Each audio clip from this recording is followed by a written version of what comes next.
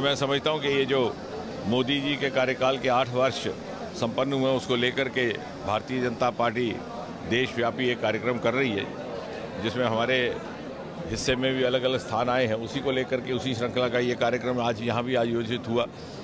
और यदि संक्षेप में कहा जाए तो मैं ये कहूँगा कि ये 8 वर्ष प्रायश्चित है उन 60 वर्षों के, जब भारतीय जनता पार्टी के 3 पीढ़ियों के कार्यकर्ताओं ने अपना बलिदान और संघर्ष में जीवन खपा दिए, और उसके परिणाम स्वरूप हमें 8 वर्ष का कार्यकाल मिला।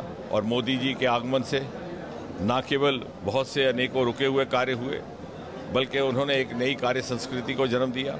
साथ ही साथ वास्तविक लोकतंत्र क्या है, इसका अनुभव भी मोदी जी ने कराया। यदि लोकतंत्र का भाव ये है कि किसी भी घर में पैदा हुआ कोई भी बच्चा, किसी भी परिवार का, चाहे परिवार बड़ा हो के छोटा, अमीर हो के गरीब, उसकी माँ ये स्वप्न देख सके कि मेरा बच्चा भी बड़ा होकर के देश के ऊंचे से ऊंचे पद पर आसीन हो सकता है, तो उसका एहसास हमें मोदी जी के आने के बाद हुआ। ये साधारण परिप्रेक्ष्य से आकर के प्रधानमंत्री बनना, उससे पहले के 50-60 वर्ष वंशवाद की आड़ में लोकतंत्र पनपता रहा।